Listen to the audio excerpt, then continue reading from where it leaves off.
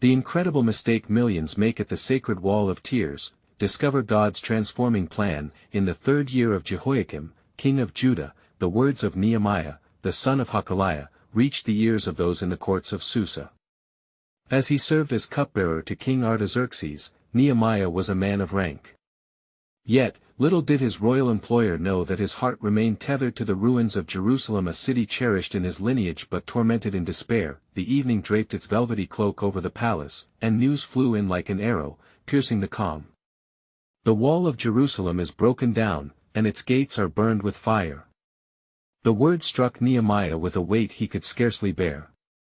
A deep mourning enveloped him. He sat, his spirit heavy, tears streaming down his cheeks. The chasm between a cupbearer's life of luxury and the stark reality of his homeland's desolation became unbearable. In Nehemiah's heart arose fervent prayers, a longing for restoration, not just of stones, but of faith and hope. He fasted and prayed to the God of heaven, his eyes closed in fervor as visions of Jerusalem's past glories haunted him, binding him to a divine calling. Would God hear his pleas? Would the promise made to his forefathers still stand? Days passed, each imbued with anguish, until a divine spark ignited courage within him. Nehemiah approached King Artaxerxes with great trepidation. The king, sensing the sorrow behind Nehemiah's sadness, asked, "Why is your face sad?" The moment hung in the air, a thread of hope woven through his fear. Nehemiah took a deep breath and uttered words pregnant with faith. "The city of my fathers lies desolate, and its walls are broken." And then, a miracle unfolded, a king's heart softened by God's will. Artaxerxes granted him permission not only to return but provided letters for safe passage and timber for the rebuilding. With a heart full of hope, Nehemiah journeyed home, the divine plan unfurling before him like a tapestry of restoration. Upon arriving in Jerusalem, the sight before him took his breath away. The scorched earth, the crumbled stones each bore witness to years of suffering. Under the midnight sky, Nehemiah traversed the ruins. Each dilapidated wall whispered stories of loss, and his heart was compelled not just by the need for restoration, but by the rekindling of faith among his downtrodden people. He gathered the weary souls of Jerusalem, anointed by the divine, and declared, "Come, let us build the wall of Jerusalem, that we may no longer suffer derision." In that moment, hope surged among the outcasts, stirring unity and rekindling their identity as children of God. However, not all was peaceful. Sanballat the Horonite and Tobiah the Ammonite stalked like shadows, mocking them. "What are these feeble Jews doing?" Their derisive voices pierced the air. In the hearts of the workers, fear took root, yet Nehemiah rose above, whispering truths of God's faithfulness. "Do not be afraid. Remember the Lord, who is great and awesome." The toil was profound, yet they labored, knowing the walls represented their faith and future, a collective resurrection from ruins. Each brick laid was an affirmation of their resilience, a proclamation to the world that they would rise again. Before we continue with this incredible biblical account, I want to make sure you don't miss any of these powerful scripture stories. Click the bell icon and select all notifications. These biblical narratives have transformed countless lives throughout history. If God's word through this story is blessing you, please like and share with someone who needs to hear about God's faithfulness today. Tell me in the comments, which biblical story has most impacted your faith journey? I'm always amazed how God's word speaks to hearts across generations.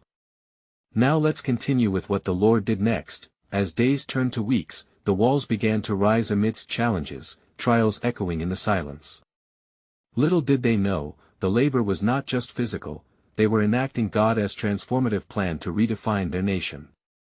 Would Nehemiah's steadfast faith counter the mocking voices? Would fear tear asunder their dreams of restoration? At that precipice of divine intervention, the story of renewal teetered, a sacred call inviting the reader to witness God's undeniable will unfold in the life of his people. As the sun cast its golden rays upon the broken remnants of Jerusalem's walls, the perseverance of Nehemiah and his people became a testament to their faith. Day by day, amidst biting words and dark shadows, they held fast to the promise of restoration.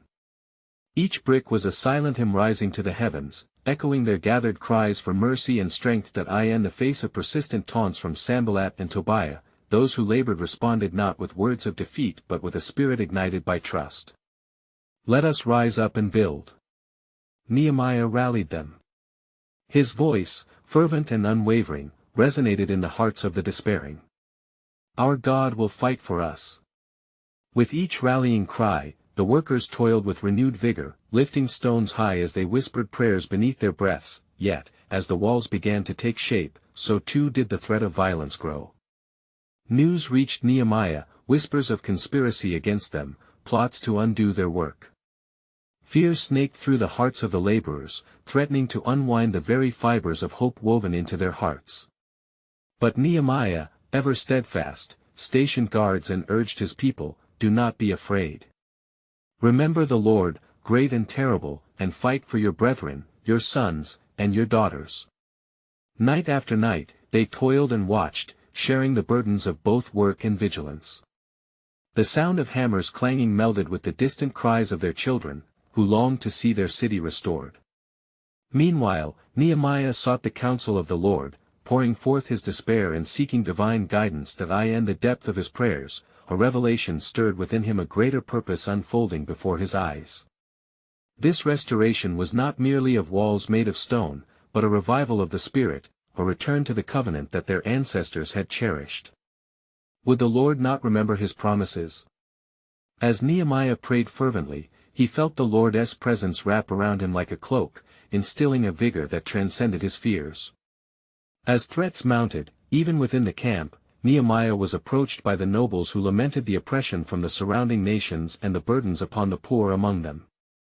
"Why should we continue to labor if our brethren suffer?"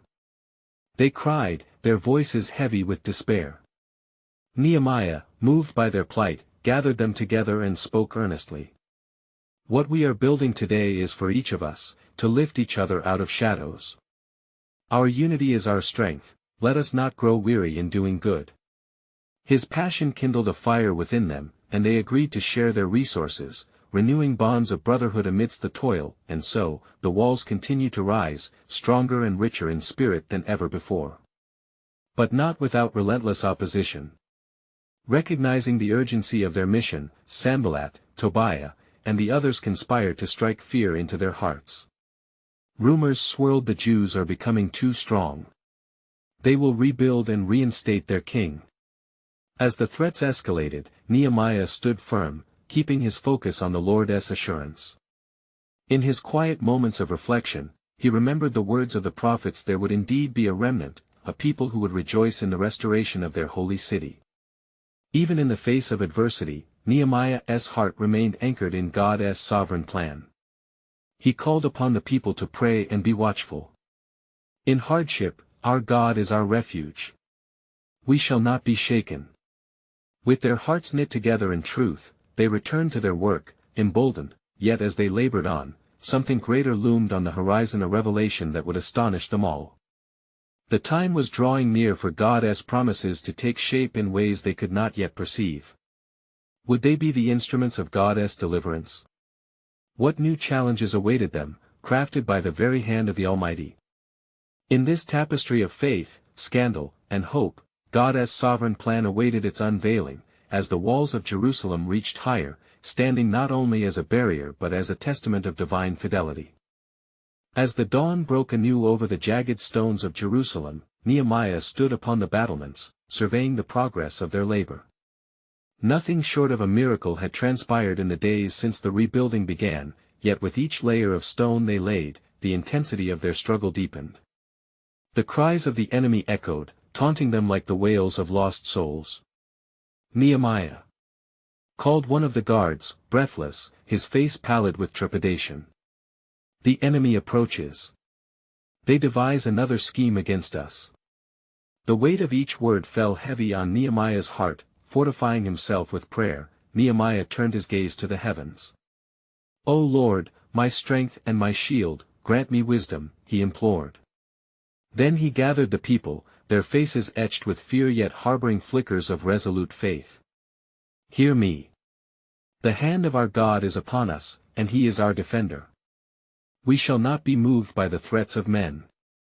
With hearts steeled by faith, the people resumed their work, each strike of the trowel resonating with determination.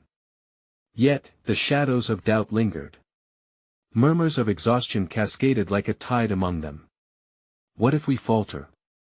What if we lose heart? Whispered a woman seated by her child, her gaze fixed on the unfinished walls, hope mingling with fear. Nehemiah approached her, kneeling beside her. Sister, do not be dismayed. In our toil, we are not alone, our God walks with us. Like the great promises made to Abraham, Isaac, and Moses, he has sworn to revive us from this desolation. Keep your eyes fixed on the light we are building toward. Instilled with vigor, she stood and rejoined the assembly. And so the laborers pressed on, an unwavering tide against the encroaching darkness, but as night cloaked the city, the enemy's plots thickened. Sanballat and Tobiah, unwilling to relent, sent forth messengers shrouded in deceit, hoping to intimidate Nehemiah into abandoning his mission.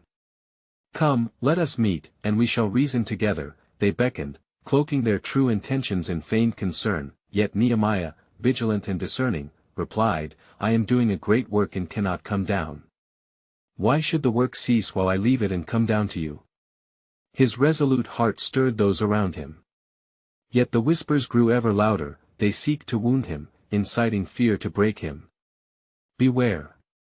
In the chill of the night air, Nehemiah's heart wrestled with the burden of their call. He knew they could not stand divided, lest they falter against the overwhelming odds. Let us not yield to fear, but instead dwell in the reassurance of our God. Our weapons are prayer and watchfulness, he proclaimed, rallying his men. As they took up their watches, Nehemiah's heart burned with the promise of the Almighty. Would he not turn their sadness into joy? Would he not bind their wounds as he had with their forefathers? And when Sanballat, in his furious desperation, sent forth one final letter, vowing violence and destruction, Nehemiah, fortified by prayer, sent this reply. No weapon fashioned against us shall prosper. For we labor not only for the walls but for the very honor of our Lord. The people of Jerusalem rallied like never before, they became one in purpose, ignited by a vision of hope that pierced through the veil of despair. Their hearts beat as one with the promise that, despite the trials ahead, their labor would usher in an era not merely of physical restoration but of spiritual revival. But amidst their fervor, the shadows danced ominously, unveiling a dream that would change everything. For Nehemiah understood now, as he knelt that night beneath the starlit sky, that God's sovereign plan encompassed not only the walls, but a nation's revival, a remnant restored to declare his glory. What was the true breadth of this restoration? And what of the prophecies spoken long ago by the mouth of Isaiah? Would they witness the mighty hand of God displaying his salvation through them? The dawn was breaking, but the future loomed vast and mysterious, beckoning ever so closely, yet shrouded in the divine plans of the Lord. As the moon cast its silver glow upon the weary faces of Jerusalem, the faithful laborers continued their work, though fear and fatigue lay heavily on their hearts. The cries of the night did not go unnoticed, for each sound was a reminder that the enemy lingered, ever watchful, ready to strike at the moment of wavering resolve. Nehemiah, still upon the battlements, felt a surge of urgency grip his spirit. Gather the families. He called, his voice ringing out against the cold night air. We will not be deterred by the darkness that threatens to engulf us. We are the children of the covenant, meant to shine like the stars in the firmament. His rallying call ignited a spark of hope in their hearts. In that very moment, a messenger from the enemy approached, his eyes wary but determined. Nehemiah, I come bearing a warning. Sanballat has called for a meeting at the valley of Ono, seeking to lure you away from your post. Beware, it is but a trap. Nehemiah's resolve hardened. What have I to do with Ono? The Lord has appointed me to this task, and I shall not leave the work set before me. Recognizing the weight of his duty, he turned back to his people. Brothers and sisters, let us stand together. Each of you must take your station, armed with swords in one hand and tools in the other. We shall work and fight, knowing that our God goes before us. In obedience to their leader, the people found strength in unity. They laid hold of weapons shaped by the hands of God, their faith becoming an impenetrable shield. Day and night, they labored, half constructing the wall while the other half stood guard against the relentless foes who grunted and mocked from afar. Meanwhile, the whispers of the enemy grew increasingly fierce. Surely, they will falter. Surely, they will abandon their posts when the toil becomes unbearable. Yet, the hand of God was visibly upon Nehemiah and his people. As they labored, they found their strength renewed. They repeated among themselves the words of the prophets, "The Lord will fight for us." As the roaring winds of adversity swept along the walls, news reached Nehemiah of unrest amongst the citizens. "Our brothers are in dire straits. The poor among us suffer under oppression, and the wealthy take advantage of our labor, leaving us in great debt and despair," lamented a voice amid the throng. Nehemiah's heart broke at the news. "What shall we do?" He pondered, praying silently for wisdom. The Spirit of the Lord stirred within him, revealing a deeper need. We must care for one another, for we are united as one body under God. We cannot rebuild the wall if we do not heal the wounds of our own people. Let us not be a stubborn people, but one working toward communal restoration. Thus, Nehemiah gathered leaders and made a call to action, addressing the grievances with kindness and correction. Each of us must restore what has been lost. Let us cease from debt and lend with grace. We are not merely builders of walls but restorers of hope. The people, moved by the vision, began to repay what was unjustly taken. They acted in love, pouring forth their resources to mend bonds that had been frayed by monetary greed. The holy task at hand was not solely the construction of a city's walls, but a revival of the people's hearts to righteousness. Yet, as the work continued and harmony was sought, Sanballat's hatred grew. "Their walls shall not stand," he roared to his confidants. "We will thwart their every move." And as the sun began to rise on a new day, Nehemiah stood once more upon the battlements. His heart was increasingly aware that the battle raging around them was but a shadow of the true contest waging in the heavenlies. What manner of victory would the Lord bring through their obedience?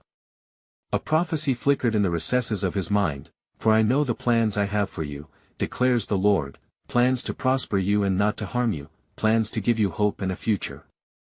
His soul stirred with anticipation of the Lord's unfolding purposes. What divine mystery lies beyond this endeavor? What deliverance shall we witness as we push forward?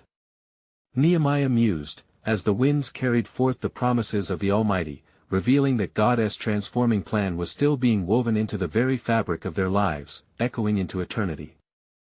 As the dawn broke over Jerusalem, casting its golden light upon the resolute laborers, Nehemiah felt the weight of the task before him. The city's walls glimmered, a fragile promise of security amidst the chaos. Yet, the murmurs of unrest continued to stoke the fires of division. "Make ready, my brethren," he cried out, his voice cutting through the morning air. "We stand upon the precipice of something greater than ourselves. The Lord has favored our hands, let us not grow weary in the pursuit of his will."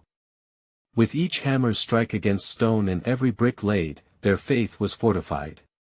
And yet, the lurking shadows of Sanballat and his cohorts crept closer, intent on sowing discord. In that moment of exertion, word reached Nehemiah again, this time bearing a message of deep concern from a man named Shemaiah. "Let us flee," he urged. "The enemies conspire to strike at night, let us hide in the temple of our Lord." Fear tinged his words. Nehemiah discerned the spirit of fear that pervaded the air. "Would I flee for my life?" he replied sternly. "Should such a man as I hide? Would I betray my calling and the trust of my people? No. For I perceive the truth, this is but a ploy of the adversary to shake my courage." He turned then to the people and addressed their hearts. "Fear not. The Lord is with us, he stands beside us as a fortress. Press on." In the fullness of faith, the people rallied, bolstered by his courage and conviction. They labored diligently from dawn until dusk, creating a united tapestry of hope, binding each stone with resilience and prayer. Yet as the walls rose higher, so too did the fury of their foes. Sanballat, furious and determined, convened conspirators from neighboring nations. Together they plotted dark schemes, voicing their mockery for all to hear. What shall these feeble Jews accomplish? Will they rebuild their walls in a day? Will they offer sacrifices in vain? Their God cannot save them. Each taunt fell heavy upon the laborers. They faltered for a moment as the whispers echoed through the cords of their hearts. But Nehemiah, ever vigilant, gathered them. Do not yield to the shadows of doubt, it is the voice of the enemy that seeks to paralyze our faith.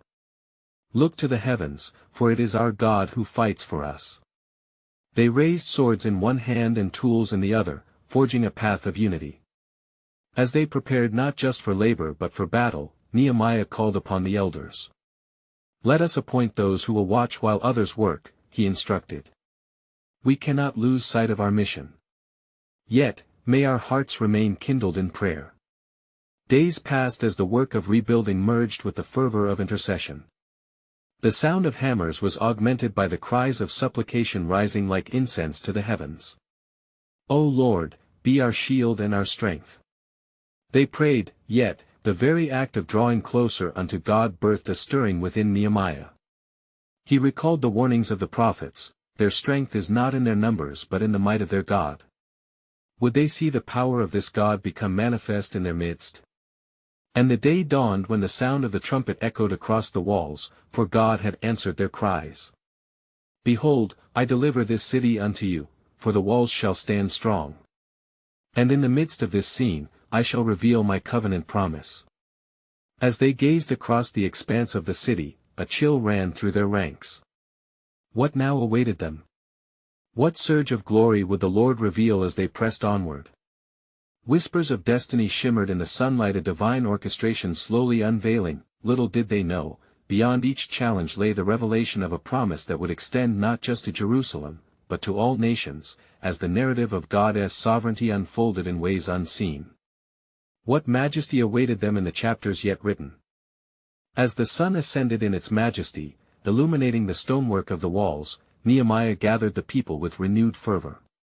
Today, we reaffirm our covenant with our God. Let us recount his mercies and the promises he has spoken to our forefathers. For the Lord has not left us as orphans. Look at this very wall, rising before us a testimony to his grace. The laborers, drawing strength from Nehemiah's unwavering faith, pounded their tools with rhythmic purpose. Each chip of stone released a refrain of hope, each brick laid signified their resolve. Yet, from the corner of Jerusalem echoed the bitter jests of Sanballat and Tobiah, their voices tinged with both envy and contempt. What can feeble men do against the might of our wrath? Their God cannot shield them now. But Nehemiah turned to the mocking voices and declared, Behold, our God shall be our defender. You know not the God of Israel. He has led us from the bondage of Babylon, and this day, we shall not be moved.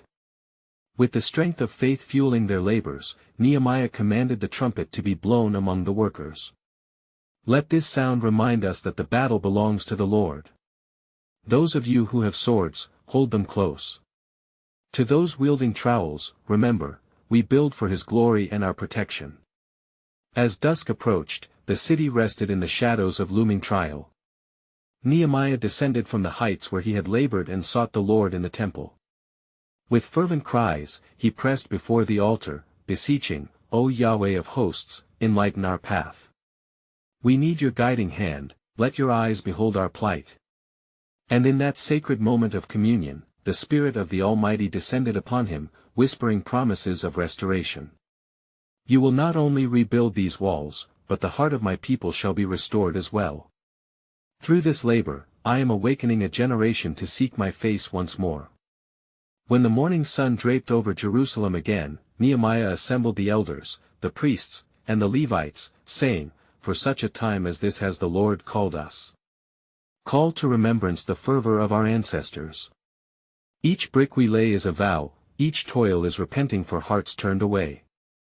With their spirits fortified, the laborers resumed their tasks, a fervor ignited among them, a defiance against the enemy's scoff. The rubble of despair was being shaped into the fortress of faith. Yet, Unbeknownst to them, a darker scheme quietly unfolded as the voices of the adversaries grew ever more desperate. In secret, Sanballat sent emissaries into the heart of Jerusalem under the guise of peace. They approached Nehemiah with flattering words, seeking a meeting meant to distract and undermine, masked as a friendship treaty. "Come, let us meet together. You cannot stand alone forever." But discernment flooded Nehemiah's spirit.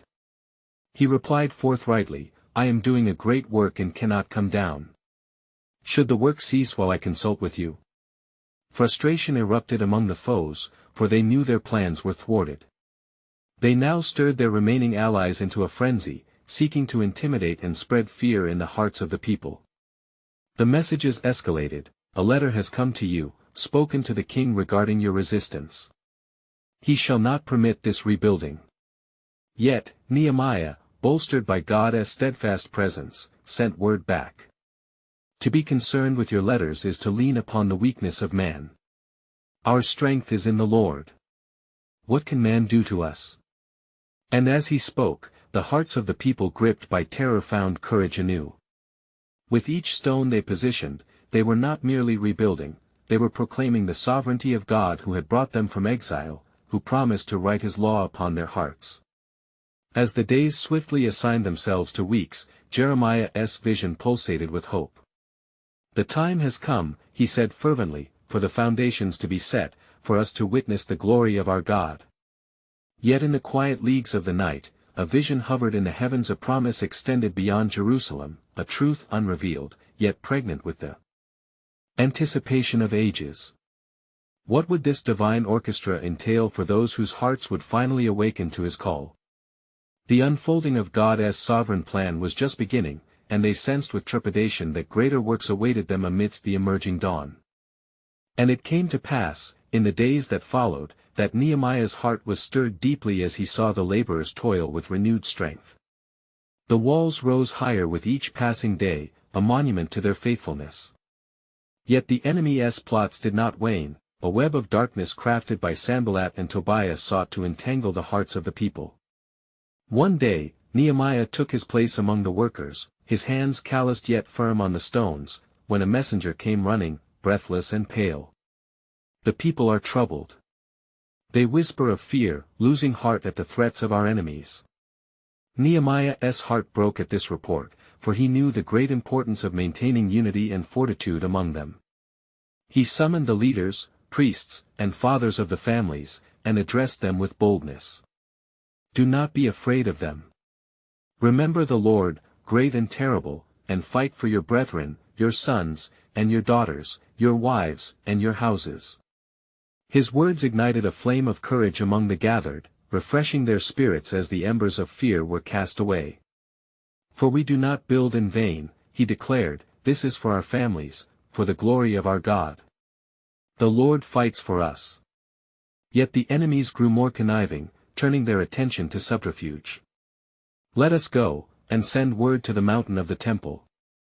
Let us attempt to dissuade their leader," they plotted in their bitterness, fabricating stories that sought to lure Nehemiah into their grasp, but again he discerned their evil intent.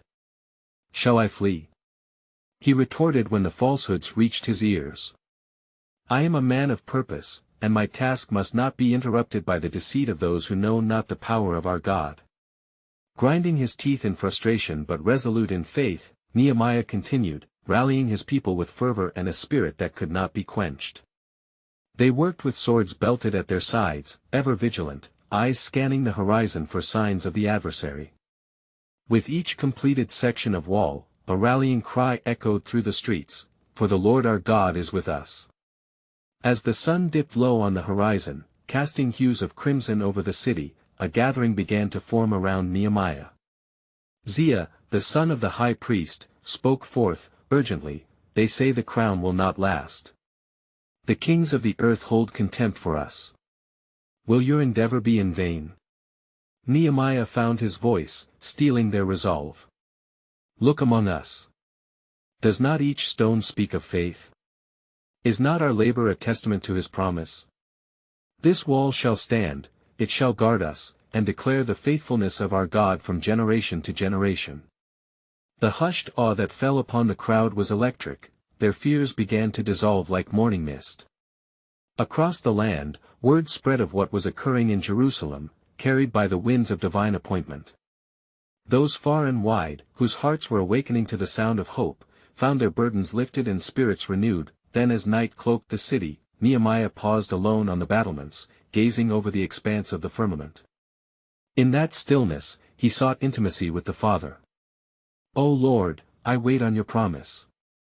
Thy plans are higher than mine, and your thoughts are deeper than the seas. What is to come for this holy remnant gathered here? And in that sacred silence, he sensed the stirrings of God as Spirit, a whisper threading through time and history. For I have seen the affliction of my people and heard their cries. I shall restore not only the walls of this city but turn the hearts of many to seek my face. A new covenant shall be established, and through this remnant, my glory shall be revealed to all nations. At that moment, Nehemiah understood that their toil was but a shadow of a greater work, for this restoration would signal a divine intervention far beyond the confines of Jerusalem, echoing through eternity. As dawn approached, the horizon held promise, yet a deeper mystery loomed in the shadows. What would this covenant unveil? And how would those in Jerusalem become instruments of change in the unfolding tapestry of his divine plan? And it came to pass, as the morning sun cast its gentle rays upon the newly raised stones, that Nehemiah gathered the people once more. A renewed spirit filled the air, vibrant with the promise of progress. He stood upon the wall, its heights representing not just a physical barrier but a bulwark of faith against their adversaries. Brothers and sisters, he called out with a voice that resonated like the sound of a trumpet. The Lord has been our strength. Remember how he has delivered us from the hands of our enemies, and how he has kept us in safety through the darkest of nights. Take heart. For we shall continue this good work. Yet, even as he spoke, the shadows of treachery loomed. Sanballat and Tobiah conspired secretly, their malice bubbling over like venom. They sent messages filled with threats, trying to instill fear and doubt among the people. Come down from the wall, let us meet together. Our intentions are for peace. Nehemiah, discerning their schemes, responded with steadfastness. I am doing a great work, I cannot come down. Why should the work cease while I leave it to come down to you? His words cut through the gloom, sparking fervor in his people. They were no longer just laborers, they were defenders of their heritage, architects of God as promised. As the days turned to weeks, rumors and plots escalated. A false prophet named Shemaiah approached Nehemiah with words that slithered like a serpent's whisper. Let us flee to the temple, for the enemy seeks to kill you. But Nehemiah saw the deception through spiritual eyes. Should a man like me flee? I will not go. I know the call of my God. I will not be shaken. His courage inspired a mighty resolve among the workers. Each stone they laid was a testament, not merely to brick and mortar, but a tangible expression of their faith. With each passing day, the wall grew, and so did their unity. The sound of hammers and shouts of triumph filled the air. Yet, there emerged within their midst, fears hearkening back to memories of exile. A sorrowful cry broke forth from the crowd. What if we fail? What if our enemies rise against us with greater fury? Nehemiah, in that moment, lifted his gaze to the heavens, where he sought the reassurance of the Almighty. O Lord, grant us a spirit of endurance. Show these people your authority over the trembling earth. We are but a remnant, yet we stand on the promise of your word. In that sacred moment, hope surged forth as if to wash away the spirit of fear. Let it be known among us that our God is great. He has provided for us thus far, will he not continue? As the words flowed, a newfound strength coursed through the people. They were not just builders, they were warriors clothed in divine purpose. Their swords gleamed in the sun, a reminder that while they labored, they would not lay down their defenses. Then, in the midst of this powerful resurgence, a stunning revelation began to dawn upon Nehemiah. The restoration of the walls of Jerusalem was but a fragment of a greater narrative, a prophetic masterpiece that God was weaving through history. How deep and mysterious were the plans of the Almighty! And as Nehemiah surveyed the laborers, immersed in their sacred work, he began to perceive a truth hidden from the unseeing eye: this wall would not only guard the city but would also serve as a beacon to the nations. Prepare yourselves, O people of God. Nehemiah proclaimed. For the day will come when our restored city shall be exalted among the nations, a symbol of his covenant love. In its shadows, nations shall find refuge and hearts shall be turned back to the Lord. Thus, the murmurs of the people swelled like the setting sun, for there was something larger at play. It was not merely about walls and gates, but the very foundation of worship and divine transformation being laid by the hands of the faithful. As Nehemiah stood on that rising wall, amid shouts of deliverance, a divine whisper echoed in his heart. Prepare, for the time is near when my promise shall be unveiled, not just for you, but for a world longing for salvation. In your recovery lies the key to a covenant renewed. And so, the labor continued under the gaze of heaven, the very heart of God beating in rhythm with their cries. Yet a stirring in the spirit lingered. What would be the full extent of this divine plan? How would the promises unfold before the eyes of all who have waited eagerly? And it came to pass that as the wall rose higher, the hearts of the people beat in tandem with the sound of their labor. Nehemiah, observing their toil, felt the weight of his own calling pressed upon his spirit. The adversaries watched from afar, their threats darkening the horizon like storm clouds gathering before the tempest point. One day, as the sun dipped low in the sky, casting a golden hue upon the stones of the wall, Nehemiah called forth the leaders among the people. O you nobles of Jerusalem, hear me. We labor under the shadow of both divine promise and human treachery. Yet, we must not lose heart, for the Lord is with us. With fervent voices, the leaders responded, let us fight for our brethren, our sons and our daughters, our wives and our homes. Their words echoed around the repairers of the wall, igniting once more the flame of courage within them, and Nehemiah, with sword in one hand and a trowel in the other, continued to encourage them, saying, the enemy will seek to divide us with whispers of doubt. But let us stand united, for if God is for us, who can be against us? Romans 8 verse 31. The people nodded, emboldened by his reminder of the divine protection that surrounded them. Yet, in the heart of the city, where fear had once permeated, a new murmuring arose among the laborers. A tension built as murmurs of despair crept in: who shall protect us in the night? Who shall guard our families while we toil? Old memories of exile clawed at their resolve, but Nehemiah, filled with the Spirit, interjected, remember how the Lord divided the seas and brought forth water from rocks. He shall guard us still. The laborers fixed their gaze upon him, and he continued, with every brick we lay, with every cry of triumph we utter, we testify of God's might. For this wall, this labor, is not just our burden, it is our testament of faith. But even as hope flickered brightly, Sanballat grew bold, and he summoned a great army against Jerusalem. Come forth! He cried. Let us speak of this at the valley of Ono. Nehemiah 6 verse 2, Yet, Nehemiah perceived their plot as a snare and sent messengers saying, I am doing a great work, I cannot come down. Why should the work cease while I leave it to come down to you? And it happened that the adversaries, enraged at the steadfastness of Nehemiah, conspired to strike fear in him, sending the false prophet Shemaiah once more. Hide in the temple. Surely the wrath of your enemies shall consume you. But Nehemiah discerned the deception, and he said, should such a man as I flee? My God is my refuge. Psalm 46 verse 1. With renewed vigor, they pressed on with their work, and the wall began to take shape, embodying their faith and hope. Yet, shadows lurked, waiting for an opportune moment, for even amidst their labor, a deeper revelation rested within Nehemiah, a realization of an unfolding purpose, far beyond mere stones and mortar. The wall, rising in grandeur, served as a divine signal. Would it not also herald the coming Messiah, the Redeemer who would restore all things? How many more hearts would turn, seeking the refuge found within its protective embrace? Lift up your eyes, O people of God.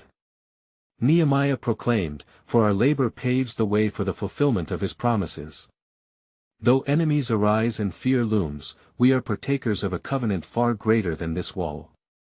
The people, with hearts ignited, renewed their commitment, swords in one hand and tools in the other, ready to advance in faith, and thus, the walls grew higher, echoing the glory of God, preparing a haven for those who would one day tread upon this sacred ground. Journeys towards salvation entwined with the faithful labor of a remnant. A whisper arose within Nehemiah's heart, echoing from the depths of heaven, "Prepare, my people, for I will show you great and mighty things that you do not know." Would they soon witness the fulfillment of a covenant anew, a plan not embraced yet that wove through time and the fabric of their nation? The tender echo of divine promise became a promise beckoning realization. As the last rays of the sun illuminated the mighty walls of Jerusalem, Nehemiah stood at the pinnacle of their labor, his heart swelling with gratitude and reverence. The walls, once symbols of despair and degradation, now towered as a testament to God's unwavering faithfulness and the strength of a united people. Could they have envisioned the scope of what God was achieving in their midst? They had come together, armed with tools of construction and hearts filled with prayer, to fulfill a divine promise that stretched back through generations. With great boldness, Nehemiah gathered the people once more, their faces marked by both exhaustion and awe. "Behold, what the Lord has accomplished. The walls stand firm, and though the enemy may loom like shadows seeking to dampen our light, we are strengthened by the hand of God." His acute awareness of the sacred moment enveloped the assembly. He sensed the divine plan unfolding before them, restoration not only of the physical city but of the very hearts that had been burdened in exile, and so, with renewed fervor, the people assembled around the walls, and Nehemiah read the book of the law, recounting to them the covenant of old. They stood in solemn silence, hearts knitting together in reverence as they heard words that rekindled their identity. "Return to me," declared the Lord, "and I will return to you." Tears streamed down cheeks where spirits once felt desolate, echoes of rejoicing emerged as their hearts resonated with the truth of their redemption. The joy of the Lord wrapped itself around them, and as they rejoiced, the sound of their voices rose into the heavens like fragrant incense. "We are the children of the covenant," they proclaimed, "and in unity, we will walk in his ways." Nehemiah looked upon the faces radiant with renewed hope, aware that this was not merely about rebuilding walls, this was the birth of a revival that would touch future generations, yet there remained an urgency in his spirit. The dark clouds of Sanballat and Tobiah may have been thwarted for now, but the battles for their hearts would continue. Nehemiah turned to the people and commanded, "Let us establish watchmen to guard the city, for the enemy may yet seek to disrupt the work of the Almighty. We shall not lay down our swords, nor grow weary in our task." Strong hearts responded as mothers, fathers, and children committed to protecting their sanctuary. In the weeks that followed, Nehemiah's vision extended beyond mere building. They were being reconstructed as a holy nation, called to testify to God's glory. "Let the city be a beacon of hope," he proclaimed. "Let all who enter know that the Lord does not forsake his people but gathers his remnant to shine brightly." Their lights filled the streets as they rebuilt relationships, restored justice, and celebrated the feasts ordained by their God. Time passed, and the day came when the walls of Jerusalem were completed. Amid the rising sun, Nehemiah, standing upon the heights of the walls, soundly declared, "Look how far we have come. From desolation to restoration our God has done this." And in solidarity, the people shouted praises that reverberated through the valleys. As families, they came together in worship, fueled by a fervor that ignited the very air around them. In the years that followed, the people thrived, their hearts filled with daring zeal to obey God and spread his glory. The light of Jerusalem reflected the promises of the covenant, drawing many from afar, eager for the peace that could be found within its walls. They shared the good news of their God, the God of restoration, the God who answers prayers, and the God who walks with his people. Indeed, Nehemiah's legacy endured. "For I know the plans I have for you," the Lord had promised. "Plans to prosper you and not to harm you, plans to give you hope and a future." The story of Jerusalem was never about a mere structure but was always about a foretaste of God's redemptive work through his Son, who would one day come to bring the ultimate restoration to all mankind. As the sun set over that blessed city, what began as heartbreak transformed into holy celebration. The people had journeyed from ruin to redemption, forever filled with hope, and eternally grateful for the faithfulness of their God. In their hearts was written an eternal song of thanksgiving, an anthem of restoration that would echo through time as a testimony of his enduring love. Now, beloved, this is the moment to draw closer to God and witness the fulfillment of his promises in your own life. If this story resonates with your heart, you need to subscribe now to stay connected to God's Word. Leave a like now to help spread God's truth through the algorithm, reaching more souls for Christ. I urge you to comment below with your spiritual reflections and how this powerful biblical tale has impacted your faith journey. Don't wait even one more second. Share this video with at least 5 friends who long to hear God's truth and be transformed by his love. Together, let us remember that our God always fulfills his promises.